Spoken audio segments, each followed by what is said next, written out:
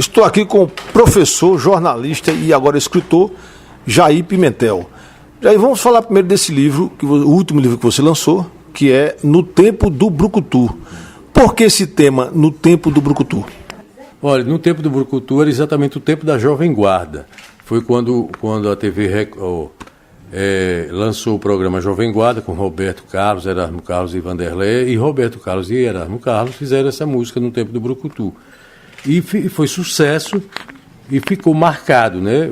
Era também uma revista de quadrinhos que fazia sucesso na época e tinha o objetivo, o foco mesmo maior, era um anel, o brucutu, que Roberto Carlos usava, só que o dele era de prata. E a rapaziada queria imitar o anel, mas não dava para comprar um anel de prata, como o dele, e roubava, entre aspas, que não era um roubo, era uma brincadeira, um recipiente do Fusca. É por isso que tem um Fusca aqui, a foto, no Fusca que esguichava água para o para-brisa do Fusca e transformava num anel. Então, por isso que eu coloquei No Tempo do Brucutu. Então, é um livro que fala das minhas memórias daquela época, foi de 65 até 69, foi exatamente quando eu vivi a adolescência, e milhares de outros brasileiros. E eu falo sobre os costumes, sobre a moda na época, a música de Roberto Carlos. Não só era Roberto Carlos e os cantores da Jovem Guarda, mas os Beatles, que também era o maior sucesso na época. Os Rolling Stones, Elvis Presley, que ainda estava, né? E outros cantores da Jovem Guarda, mesmo que não participava do programa de Roberto Carlos, que era nas tardes de domingo. E naquela época, a televisão estava iniciando em Maceió. No interior praticamente não existia. E era TV preto e branco, não existia emissora de televisão na cidade, né, em Maceió. Então pegava imagens de Recife através de uma repetidora que ficava numa serra em Joaquim Gomes. E essa imagem era captada para Maceió, mas era péssima, tremia muito. E a maioria das pessoas que não tinha televisão ia assistir na praça. Então eu falo sobre isso. O prefeito, na época, era Sandoval Caju, que já tinha as praças tudo reformadas, e cada praça de Maceió ele colocou um aparelho de televisão. Quais as praças de Maceió que tinha esse tipo de televisão? O que eu assistia mais era o Parque Gonçalves Ledo, que eu morava no centro, ali perto, e ia para lá. Mas tinha a Praça do Rex, tinha a Praça do Mártires, não tinha não. No centro... tinha no Prado, Ponta Grossa, para Santa Teresa, em Bebedouro, Praça do Rex eu falei, na Pajuçara, não existia Ponta Verde na época, assim, não estava ainda o bairro que é hoje, e Bebedouro, Tabuleiro também tinha nas praças, mas aí as pessoas já estavam começando a comprar a televisão, certo? Aí começou a vender aqui em Maceió mesmo, e enquanto isso comprava em Recife. Mas era uma imagem ruim, porque não tinha emissora aqui, só veio em 75 a TV Gazeta. E quantos capítulos tem o livro, aproximadamente? Olha, deixa eu ver a quantidade de páginas. É um livro pequeno, porque ele não é um livro reportagem como os outros, não é um livro de memória, são 90 páginas. Uns 16 capítulos. Então eu distribuo, eu falo de política também. Eu tive na época da ditadura. Eu tive livro e vi que tinha uma turma, por exemplo, a turma do Rex. A turma do Rex e a turma do Parque. Eram turmas rivais. Isso. Mas só que não era a galera de hoje, que chamam galera de bairro. Não existia drogas na época. Quer dizer, já existia, porque tinha os hippies, né? Já tinha droga, assim. Mas era muito pouco, muito pouco. Na minha turma, pelo menos, não existia. Então a gente se preocupava, era uma época de ditadura, mas ninguém se preocupava também com ditadura, porque as pessoas estavam querendo curtir realmente música, os bailes. Eu falo nos maiões de baile, que pulava muro quando não era sócio, e a maioria não era classe média, que os clubes de Maceió, Fênix, principalmente a Fênix, era da alta burguesia, né? O iate já era de classe média, o tênis também, mas muitos não tinham carteira. Então, às vezes conseguia, ou então pulava muro, até de terno. Então, eu falo muito sobre isso. Tá? Então, era uma curtição que a gente tinha de paquerar, de namorar, de tudo isso. Na contracapa tem uma foto sua com Roberto Carlos, uma entrevista que você fez na época. Não, mas não foi nessa época do Brucutu. Eu já adulto, depois, já fui na década de 80. Certo. Eu assisti, eu falo no livro que eu assisti o Roberto Carlos veio fazer o primeiro show dele em 64, eu tinha 13 anos na época, na Rádio Gazeta. no auditório da Rádio Gazeta. E ele ficou hospedado no Hotel Beriz. Então, nessa época, eu estudava... Que é na Rua do Sol. Né? Na Rua do Sol, é. Então, foi todo mundo ele já tinha o Calhambeque, Quero Que Vá Tudo Pro Inferno, e músicas de sucesso. Então, você vê, não existia ginásio de esporte ainda, um local, tinha o Teatro Deodoro, mas o Teatro Deodoro era mais sofisticado e ele queria uma coisa mais popular. Então, foi no auditório da Rádio Gazeta, não tinha TV, na Rua do Comércio. E eu comprei o ingresso muito antes e fui vê-lo lá no Hotel Beriz. Ele acenando para o público, já as meninas de mini saia, os rapazes com calça jeans, de bota. Era uma curtição. Aí quando foi depois, ele veio já com mais sucesso para o ginásio do Sesc, no Pulso. Eu também assisti esse show. E esse show, essa entrevista que eu fiz com ele foi em 83, eu já no Jornal Gazeta, já com 30 e poucos anos, já profissional e tudo, né? Então eu fiz a entrevista, foi no aeroporto. A entrevista foi dentro do avião. Ele locou um avião e pintou e colocou o nome de Emoções e fez turnê pelo Brasil inteiro. Então ele veio fazer o show em Maceió, um mega show que foi no Estádio Ripelé. Não existia o ginásio do SESI. Em 83, isso. Existia o ginásio, o estádio, né? Então no campo fizeram o palco, uma produção muito boa, as arquibancadas geral e no campo cadeiras, tá lotado. Imagine como não era. Ele já estava com todo sucesso na década de 80. Né? Ele tinha 36 anos, ou 46 anos e eu tinha 34 ou 33. Não, 32. Em 83 eu tinha 32 anos. E foi uma entrevista muito boa, foi publicada de primeira página, falando sobre tudo, sobre o movimento. Eu fui ao show, né? Ganhei o ingresso da produção, ganhei o ingresso, fui com minha mulher, assistimos o show, foi maravilhoso. E depois assisti outros shows dele, e de cantores da Jovem Guarda eu assistia direto, na minha época, da época da Jovem Guarda, nos clubes. Eram bailes, né, geralmente de terno. Então, quando não era no clube, quando não podia pagar, a coisa pulava o muro. Que você conta nesse livro, inclusive tem uma cena que eu estava lendo, que teve um amigo seu que pulou um livro... E caiu no túnel de água. E o vigilante, a gente já estava se preparando para pular o muro, quando ele caiu, que o vigilante veio e tirou ele do túnel e botou para fora, e ele sai todo molhado, de paletó, de gravata e tudo, e na hora que ele estava saindo, a paquera dele ia entrando. Aí foi uma decepção. Aí a gente aproveitou essa e todo mundo pulou. E não pulou no tonel mais. A gente curtiu tudo. Aí ele era da turma do Rex e eu era da turma do Parque. Já era rivalidade nessa época, né? Agora, qual outro capítulo que você destaca aí nesse livro? Que você... Olha, tem um capítulo também que eu falo sobre política, né? Que era na época, exatamente, 64 até 69 que eu falo exatamente 1968, o ano que não terminou, que é um livro do Joênio Ventura, que na época, esse livro não foi publicado na época, foi publicado muito depois. Eu tenho esse livro na minha biblioteca, e ele fala do movimento estudantil desse ano, que foi um movimento iniciado em Paris, dos jovens já revoltados com o sistema político e tudo, e que chegou ao Brasil. Então houve a passeata dos 100 mil no Rio de Janeiro, contra a ditadura. Quem era o presidente na época era Costa e Silva, general do Exército, né? Todos eram do Exército. Então o que foi feito? A passeata foi em maio, e ele simplesmente fechou o Congresso Nacional. A passeata foi de 100 mil pessoas no Rio de Janeiro, para aquela época era como se fosse 1 milhão.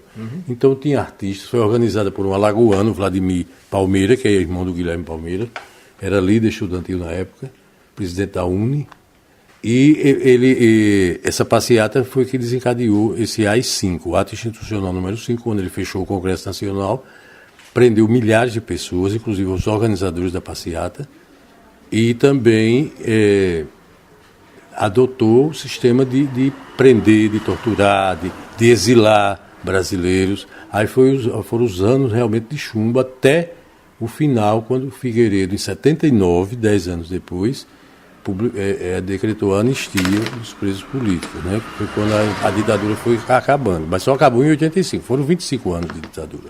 Mas eu não vivi essa ditadura porque eu não participava, até porque o meu pai era funcionário público federal, e eu conto isso no livro. Ele não admitia que eu participasse de movimentos estudantis, tá? E quando eu entrei na universidade, eu também não participei. Eu já estava casado e não tinha como sentido de participar de movimentos, mesmo eu tendo ideais e tudo, mas eu não colocava isso em prática. Esse é seu último livro, né? É. E quem quiser adquirir ainda tem? Olha, eu tenho muito pouco, porque esse livro eu lancei em dezembro. E eu eu sempre falo que eu não faço festa de lançamento, eu não tenho patrocinador, então eu pago a gráfica e vendo esses últimos livros meus foram 4 esse ano. Tem ali, estou vendo. Rápido da Sinhazinha e esse quarto, Alagoas, uma má notícia. E aquele de Maceió. E o Rápido da Sinhazinha, que foi no final de 2014, que já quase 2015. Eu vendi em 2000. Foram 2 edições dele, foi o que eu vendi mais. Aí eu vendo pelo Facebook. E você tem já a pretensão desse ano 2016? Não, esse ano não. Eu estou pensando, eu estou pensando em fazer uma outra edição do Alagoas, uma má notícia. Esse aqui porque é de memória. O Alagoas, uma má notícia, porque é um livro-reportagem. Você adquiriu também. Tem tudo então eu quero ver como é que vai ficar a situação de Alagoas até o próximo ano. Porque no próximo ano vai ser os 200 anos, comemorar os 200 anos de Alagoas emancipada. Exatamente. Né? 1817, 2017. Os 200 anos. Aquele que eu lancei de 1815, 2015 foi os 200 anos de Maceió como vila, não como capital. Então esse é da história de Alagoas. Aí eu estou pensando em lançar esse livro, a segunda edição já é no 3º ano de mandato do atual governador, ver como é que vão ficar os índices sociais de Alagoas, que está dando uma melhorada, a própria violência está diminuindo um pouco. Então para ver se tem alguma boa notícia, mas o nome vai continuar, uma má notícia, porque nunca deixou de ter. Bom, agora vamos mudar de assunto e eu estou aqui exatamente no Bananal, povoado de Viçosa, na Casa Museu, que você fez um tour com a gente aqui e a gente praticamente conheceu muita coisa do século passado e do século até 19 para cá. Me conta a história em resumida da sua Casa Museu. Olha, veja bem, é a Casa Museu e Gabinete de Leitura e Pesquisa, que é uma biblioteca, né, e hemeroteca. Isso aqui já existia em Maceió, na minha casa, e não era disponibilizado para o público. Eu tinha uma sala comercial onde eu botava a minha biblioteca. Então já estava aposentado e todos os dias eu saía de casa como se fosse para o trabalho, que aquela biblioteca fosse o meu escritório. Mas não era disponibilizado. Eu recebi algumas vezes alguns alunos, ex-alunos meus, para fazer trabalho e orientava. Não era fazer o trabalho deles, para ganhar algum dinheiro. Orientar para eles pesquisarem livro e eu dizer como era que ele dava uma aula sobre aquele tema. E é isso que eu estou fazendo aqui. Então, quando eu deixei a sala, fui morar numa casa lá no Pinheiro, no bairro do Pinheiro, em Maceió, morava em apartamento, e levei todo esse material, essa biblioteca para lá, para essa casa. Então, eu ocupei um espaço grande lá, mas também não era disponível à comunidade. Foi quando nesse período, minha mãe voltou a morar aqui em Viçosa, já velhinha, né, com minha irmã, para tirar de Maceió daquela violência, daquela que você não pode mais viver, sentar numa calçada, que você é uma presa fácil para a bandidagem. Então ela melhorou, ela veio para cá para respirar esse puro oxigênio e está viva ainda, tem 93 anos. Isso foi em 2011. Então eu vinha sempre, quase todo final de semana para cá. Trazia livros para ler e ficava, e passava por aqui. Aí foi quando nesse período eu vi esses 2 armazéns, mas foi nesse período que eu li um romance americano que conta a história muito parecida com essa que eu estou realizando aqui, que era a história de um milionário americano que deixou para um neto dele uma herança, mas que ele, para ele ter essa herança, ele tinha que cumprir várias metas dele. E uma delas era a dádiva da aprendizagem. Ele teria que instalar uma biblioteca numa comunidade rural de um país da América do Sul, e ele não escolheu o Brasil, ele escolheu a Colômbia, e instalou a biblioteca para levar a cultura para aquela comunidade pobre e carente do saber. E eu fiquei com essa história e fiquei alimentando aquele sonho de trazer tudo aquilo meu para cá. E foi quando eu resolvi alugar esses 2 armazéns que existiam aqui, que foram construídos no século XIX, já no final de 1894, 97, era uma loja de tecidos e uma mercearia, do meu bisavô, foi ele que construiu, depois passou para o filho dele, e estava com um neto, no caso, um primo meu, mas estava abandonado, tá? Então eu falei com ele e aluguei. Consegui restaurar, não mudei nada, as portas, tudo aqui, olha, as paredes são dobradas, é de tijolo, não é de taipa, porque se fosse de taipa já tinha caído. E eu não quis mudar nada, nem botar cerâmica, porque aí vai tirar a originalidade. E como tudo meu é antigo, caiu muito bem. Se fosse uma coisa nova, eu não faria questão de trazer. Mas como os meus móveis são todos móveis centenários, de madeira de lei, tudo isso, aí trouxe primeiro a biblioteca e depois eu trouxe os móveis, que era da minha casa, para cá. E comecei a ganhar também doações da família. Então se transformou em casa-museu, que é uma réplica de uma casa grande dos engenhos, como era o Engenho Bananal. Tá? O Bananal foi o primeiro engenho fundado em Viçosa há 180 anos. Está fazendo esse ano, 1836 e 2016. Né? 180 anos está fazendo o Bananal, que hoje é um povoado, mas foi o primeiro engenho de açúcar. E o meu trabalho é um trabalho totalmente voltado para a comunidade pobre. É a comunidade de crianças e adolescentes que vêm para cá todos os sábados, quando eles não estão na escola convencional na cidade, ou no povoado mesmo. Eles vêm para cá para ler, para pesquisar, para trabalho de escola e para receber aulas minhas, tá? Orientações. Então as crianças gostam. Eu já tive várias crianças que aprenderam a ler aqui através de gibi. Eu tenho muito gibi aqui, que eles adoram. Aí outra coisa também, eles levam livros para casa para ler e devolvem na semana seguinte. Tudo cadastrado, tem uma sacolinha, eles têm todo o cuidado, nunca tive problema de rasura, de nada, de perder livro. Eles são responsáveis para isso, porque eu oriento sobre essa questão. E eu estou feliz. Além do mais, os adolescentes eles do ensino médio, eles também vêm fazer trabalho. E eu estou preparando uma turma para o Enem. Os que estão terminando o ensino médio, estudam na cidade, e aqueles que já terminaram e não conseguiram passar. Eu vou recomeçar agora, fiz o ano passado, vou recomeçar agora em abril, para ir até outubro, que é o dia da prova, que são 6 meses, né? O tempo suficiente. Só que não são as disciplinas, são as disciplinas da área social. O que eu sempre ensinei em Maceió: história, geografia, filosofia, sociologia, literatura e redação. Agora, o museu em si, eu vi que tem alguns aspectos de música, outro da religião e outro da própria história. Sim, a música é o gosto musical da família Pimentel, porque o museu é voltado exclusivamente para a família Pimentel. É uma família que tem mais de 400 anos de história em Alagoas, mas tem mais de 800 anos da Europa para cá. Ela foi fundada por o Vasco Pimentel, que foi conde de Benavente, na Espanha. Depois migrou para Portugal e ela chegou ao Brasil no século XVI, que foi do descobrimento. Então foi sempre uma família musical. E eu adquiri um piano. O piano, depois eu descobri que esse piano tinha pertencido a um tio meu bisavô, que era de Viçosa, fundador da primeira escola de música de Viçosa. Já estava com a neta dele, que vendeu, Nuno Pimentel, que tem o nome da escola da banda filarmônica de lá.